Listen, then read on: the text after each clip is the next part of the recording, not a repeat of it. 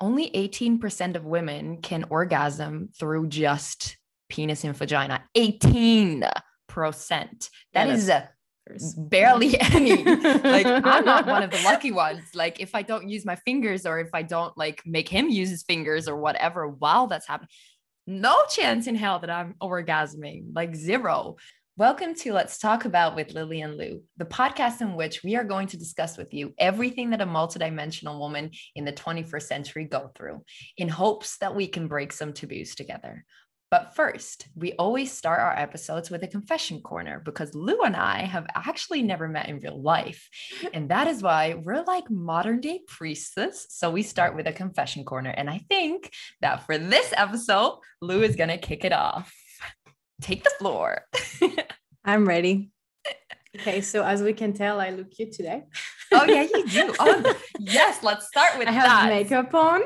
Yes, you look cute. I'm going to a surprise birthday dinner party. That one. Okay. And so I think I am going to wear my first pair of heels that my housemate gave me in like 4 years. Aren't you a stripper? Don't you dance on heels? Yes, that is true. Yes. It's very different. We are on Busted. platform heels. I do dance on 8 inches heels, which is really high, but with the platform, it doesn't feel the same. But I'm that dancer that like by 11 midnight, we start at 9, we finish at 4 a.m. by the way. I'm like holding on to every table and chair I can find so I don't trip on myself. That's me. Oh, you such a beauty. I don't even know if I can drive. So we're going to figure that out today. Like by the end of the night, you're like, take these heels off. I can't anymore. I'm always barefoot. That's how really? I am. My parties in France, yes, barefoot. In the club? You take your heels off? Yes, I did. I have no shame. I love that. I love that. That would make me laugh if I saw that. I wish I could come to your club. So yeah, my confession is what that about you?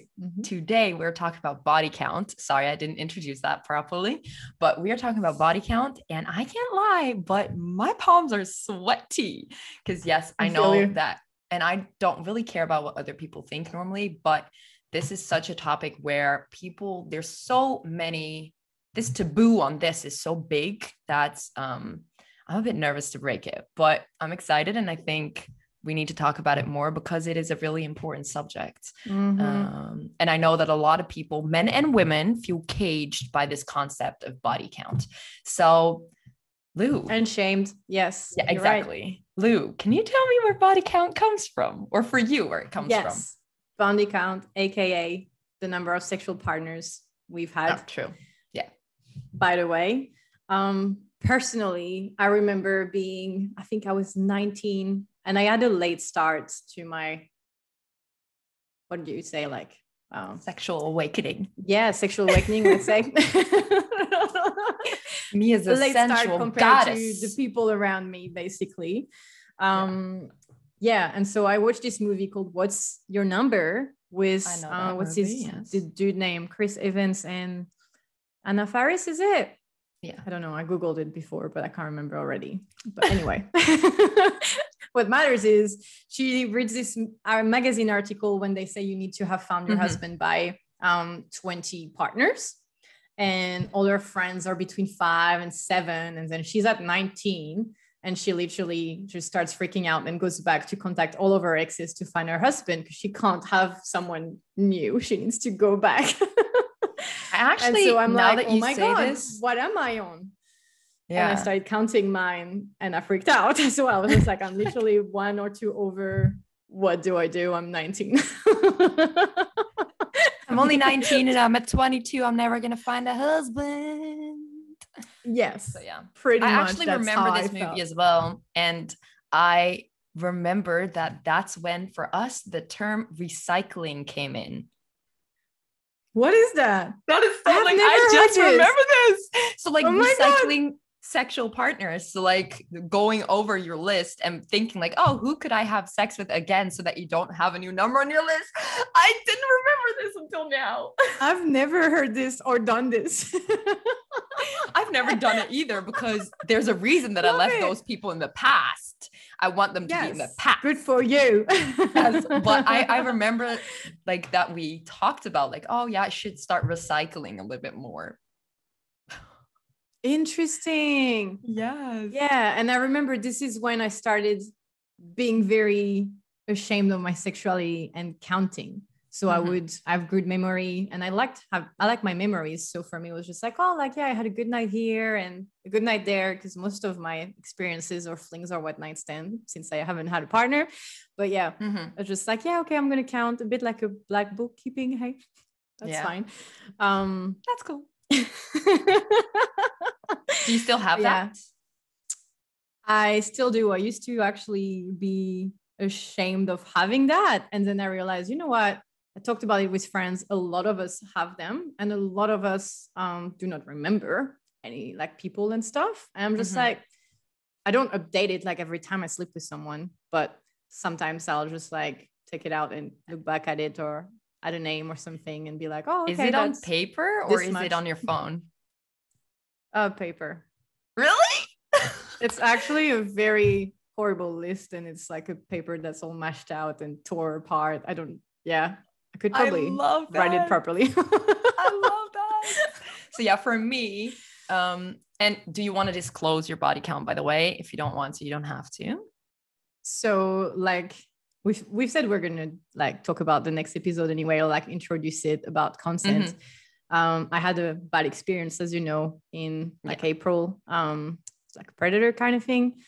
And I disclosed my number on Instagram as a way to say, basically, I was at 47 and only one had made me feel comfortable and respected the whole way through.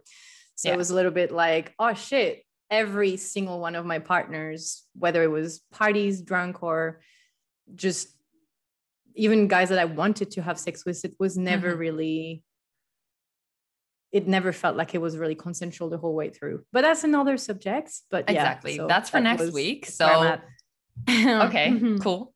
And what about you? Well, I don't keep a black book anymore. I used to. So like I said, after that movie, I was also like, oh, fuck. I'm going to start keeping a black book. And I first had it on paper, but then I moved away to live in Thailand for a year on a party island. And I worked in nightlife there, as in like I was a host for a party. And I remember keeping the black book, like the rest of it, in my phone.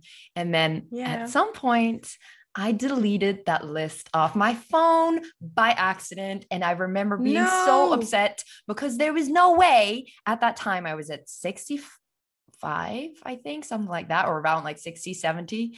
And I know for a lot of people that sounds like a lot, but hey ho. It's very personal to the individual. So yeah, exactly. I thought my number was a lot.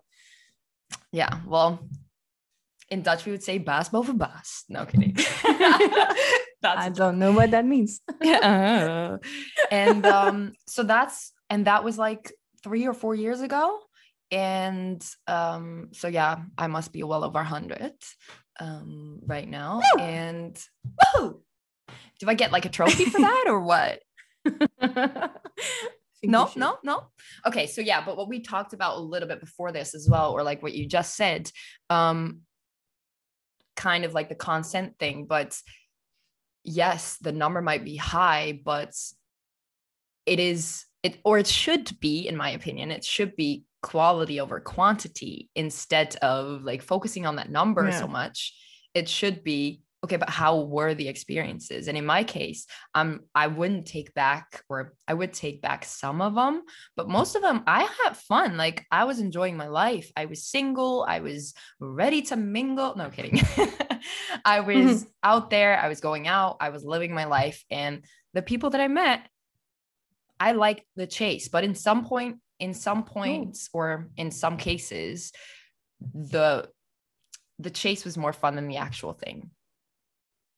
Yeah, I feel you, I guess. Do you have the same experience?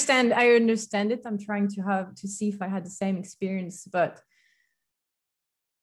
it's hard because I talked about this openly, so I don't really care. But yeah, I didn't have like sex sober until I was 22. Oh, damn. So for me, like at that time, from 19 to 22, that's like 4 years of never being able to talk or like be intimate with a guy without alcohol. And not that I needed it, but I met them at parties because this is how I lost my virginity, and it kind of just happened. So when I'm looking back, I don't regret anything except for that person in March, but it's like they all made me who I am. But also if I could do things differently, I probably would. Because I've learned a lot about myself since then. And I took a whole year off, pretty much 3 years off since I arrived to Australia. So it's kind of a bit needed to reclaim my power and my sexuality and not feel shame. I feel like what people now count is P&V, like penis and vagina, as their body counts, which is stupid because what about oral? What about oral? What about anal? Exactly. What about all the other stuff? Like if we only count P&V, how are all gay people on zero then, or like on way less than heterosexual people? It excludes people from the conversation, first of all. And also it's just like, especially for women that can't come from penetration as well, or like only, it kind of, limits everything to just like, if you're only at oral with your partner or something, or someone, then that doesn't count. And if we only focus on P&V, then only 18% of women can orgasm through just penis and vagina. 18%. That is barely any. Like I'm not one of the lucky ones. Like if I don't use my fingers, or if I don't like make him use his fingers or whatever while that's happening, no chance in hell that I'm orgasming, like zero. So if we would just I need a mix as well. I'm not the 18% either. Yeah. We're not there. We're not there. No shame. Love it. Which makes you more creative, in my opinion. Or I got way more creative. I like that. Interesting. But what if we would not count P&V, but we would count the quality? How many people would you then be on? And then you can cross the ones that you're not happy with. Exactly. As in, like, what if you would just make your own list with what you're happy with? Yeah. What if we just counted the people that we wanted to remember? It would be nice that obviously 100% of the people that we slept with would be someone that you wanted to remember. But I have definitely have like a handful of people that I'm like, nah, it would have been nice if I didn't make you. I think it's very common for everyone, but especially for women to have experiences where you didn't want to. But that's another conversation as well. And we have to remember that no matter what number anyone is on, you or me have that same. We are completely different numbers, completely different lifestyle, or like life when you were experiences when we're younger. We're not defined by that number. Like that doesn't change who we are. No, exactly. It doesn't make, or it doesn't define who you are as a person. And the thing also, what comes in there is the difference. I know that there's a lot of men listening to this podcast probably, and hopefully. And the thing is, like, this conversation is super interesting for men as well, because it goes both ways. Like women get shamed for their number, but men get praised for it and pressured into it. I know almost encouraged, I want to say. Exactly. To have that fuckboy phase, it's like normal. What about men that have been in relationship from a young age, like, like high school sweethearts or whatever? You come out of a 7-10 year relationship, you've had 1 or 2 partners. That doesn't, you probably know more because you've been in the same person with the same, if they communicated properly. But you probably know more about what women like than someone that has had one night stand, what they didn't communicate with. So doesn't know where the clit is. So true. And if you have that same situation for men and women, so both got together, only had like 1 or 2 sexual partners, went out of that relationship at 10 years, the sad thing is that women would probably hear, oh, that's nice, that's good of you. And then men would hear, oh, damn, only 1? Like, how do you know what's out there if you've only tried 1? How do you buy a car without, what is it again? Oh no, that's about test driving. Is that testing? Exactly. Something like that. And how do you know if you don't test multiple cars, like stuff like that? I hate women getting compared to cars, but no. I've seen that meme recently about people saying like sex before marriage, which is different but similar conversation, I guess. I can jump in there, but they were saying something about you need to test drive the car before, because if you wait until marriage and then you realize you're not compatible, what do you do? But do people also say that about the men, and though? men saying that. Do people also say that about the men, though, or do they just compare women? I can't remember. Because I feel like it's only that way around, where people tell the guys like you need to test drive, and to women like, oh no, it's fine. Like you don't have to see his dick before you marry him. But yeah, you do. I love that. Yeah, you do. Or I didn't mean that in like any I know way or anything bad way. Like I know that I you can make anything work, but you need to see if that works. Exactly. And also I believe in sexual compatibility a lot. So I've had partners that I was just like, okay, I don't know why this is, but we're just not really compatible, and it just doesn't work as well as it did with someone else. And I want to be married for 50 plus years. So I need to be sexual compatible with you, because I'm gonna have sex with you when I'm 80, you know? Like that's the goal. I think I can relate to that.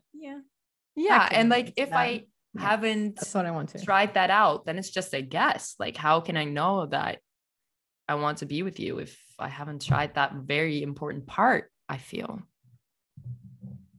So let's it's go very back important in your relationship. Let's go back to the topic for a second, because there's also a lot of myths about I was people who gonna have a lot of jump on that as sex. well. So can you tell me what are the ones you know?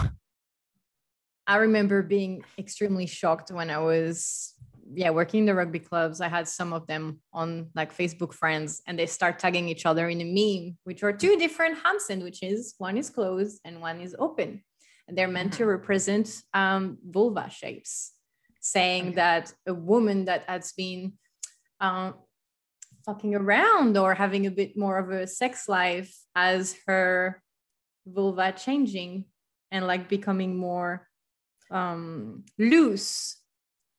How does that make sense? So wait, if you're in a relationship the meme was with one partner for about 10 years and you have sex with him, let's say every day, let's just put it out there, nothing changes. Try, aim high. But if you have 100 partners, it becomes looser down there. Like, what the fuck? It's just physiologically impossible. That made me so angry. That says a lot about how big guys think that their penis is. Like, I'm sorry, but that won't stretch me out, dude. It won't. Like, not a chance. Like, I can push a baby through that hole. You know that, right? You know that, right? And your dick is not going to do anything to that. Nothing. And then also a meme like that, I'm like, wait, do those people who made that meme know that the vulva and the vagina are two different things? So that's where I'm at. To be clear, like the vulva is the outside, it's like the outer side of the shape. The shape, exactly. And then the vagina is the actual hole. The hole in which the worst part is I didn't know when I watched this and I thought it was true. This is where I got even more angry, because when I became a stripper is the first time I saw another woman's vagina. And I was like, oh, we have different shapes. Interesting. We have different shapes. I didn't even know. All sizes and shapes. So that is definitely a myth crazy that I never get. Like, and I think a lot of men think ignorance. That too. What, sorry? It is ignorance. Sorry, I didn't mean to but same. No. I think a lot of men think that too, don't realize that there's like different vulva shapes when there's so many and colors and all of that. And it's the same for dicks. Solve that if we got educated on this in school. I remember in biology where you just had a picture of one very porno-like vulva that I was like, well, mine doesn't look like that, does it? That's not the same. And also, so kind of related to this myth, when like women have a lot of sex, it stretches them out. Let's say that they were anatomically correct and they said it would stretch out your vagina, not your vulva, your vagina. that I feel like, there was this period in time where Kegel exercises. Do you know what that is? Yes, exactly. I do. Where Kegel exercises were like massive. And I know that in France, I think, or that's what we were told in France, they give this to women after they give birth to train. Yeah, to retrain your vagina to make it more tight. Vagina muscles. Exactly. Because Kegel are basically, the way I was taught is like, just try to hold your pee when you're in the bathroom. So like 2 or 3 times when you want to go. So you're like working on the muscles, or like at the red light, for example, hold it 5 to 10 times. You can do it now every day. I'm doing it now. Yeah, you can do it now, but I know this is how I was taught. You're doing it now. I'm doing it now. Okay, done. Okay. Do you see my face turn red? I was tensing that shit, I was trying to hold it. You must have strong muscles there. Mm-hmm. Yeah, but like I remember that I thought it was with like an egg kind of thing that you had to like put it in your vagina and like hold it. Yoni egg. I have one. Yes. Yeah, but like I felt, or that's what we were told, like, yeah, in France you get that from your prescribed from your doctor, which is basically a sex toy. Can we talk about that? Where was I in France? Where was I? I missed this. I thought I was from there. When did you have a baby, Lu? So, yeah, I feel like that's also became a whole thing to like encourage, like, okay, yeah, women need to have a tight vagina. And it started off good. Like it started off, okay, after you had a baby, it's nice to like tense the muscle back up, because otherwise you're going to have another, like a whole other set of health problems if all the muscles down there are loose and are not working properly, because then, yes, you can't hold your pee. And yes, like everything is not going to be great when you walk and stuff. And you might get a sore lower back. You might get a lot of problems. So I get why that should be a thing, or would be nice if that was a thing after childbirth, because I feel like it could prevent a lot of very nasty health problems. But in my case, like at some point, it just got this whole other life where, oh yeah, you should use that to make your vagina nice and tight, especially if you've slept with a lot of people. That was like a whole like thing that went on when I remember talking about this with girlfriends, like, oh yeah, that would be nice to like make it nice and tight because that's nice. And now I'm just like, I don't know what people think, but that muscle is one of the strongest ones in our bodies. It doesn't just start flapping around. Like it doesn't, especially not with real. Yes. We're not throwing shade here. No, but anyway, not at all. Yeah, it's all about shaming us, and like we need to reclaim our sexuality and like understand that it's not exactly, it's very personal to everyone, and no matter how we experience our sexuality, it doesn't make us more promiscuous or frigid. Like exactly 2 extremes, but yeah, everyone has different stories and context about everything. So exactly important to know that. Yeah. And what really matters. Yeah. Yes. No, tell me what does really matter, Lu? Tell me. Let's focus on what really matters, Lili. Yes. Oh shit. What's that? Yes. What really having matters. over 100 sex partners. That's what really matters. No kidding. That's the end of our podcast. Bye. Bye. The end. See you next week. No. Yes. What really matters is consent, respect between each other. Exactly. Actually knowing if it's safe to engage in sexual activity with each other, and protection. And I think we should stop focusing on judging other people, women and men, for their choices, and focus on what matters instead. I preach. Mic drop. If only I could drop this mic, but I'm not going to. No. But yeah, no, I 100% agree with that. And may I add one thing to that? Yes, all the things that you just said, 100% agree with that. But can we also work on making those things sexy? Because I feel like when you say consent, when you say safe, blah blah blah, people, it sounds boring. People feel like people go ahead and assume that it's wow. Look at me talking Dutch. Sigh. Boring. Don't pick it up. Just like, is this okay, word? okay. Just like, keep going. Exactly. So people feel like that is something boring, but since I started focusing on consent, since I started focusing on pleasure for both, since I started focusing on safe and the connection with someone, my sex life has gotten exponentially better. Like I've never had the amount of good sex I have now, like the last year or two, because I've focused on the things that really matter. So I would really hope that everyone does that. And to help you out, next week, we are going to talk about consent. I'm really excited about that one. I'm excited as well. Yeah, I think it might be a bit of a longer one. Exactly. Also, it might be a bit of a complicated one because I feel like there's so much to talk about and there's so many different angles. It's not black or white. Exactly. There's a lot of gray areas. I think we need to preface that next week. Yes. Yeah. I'm already scared to even say that there's a lot of gray areas because then people are going to be like, yes, I can rape someone. No, you can't. No, you can't. There's no gray area there. But yeah, this was it for today. What's your number? How did you feel about this episode? Yes. Send us some comments, notes. Yes, exactly. Let us know. We would like to hear your reviews, what you would like to hear more after the consent episode. And thank you for listening. And we'll see you in 2 weeks. Bye. Bye.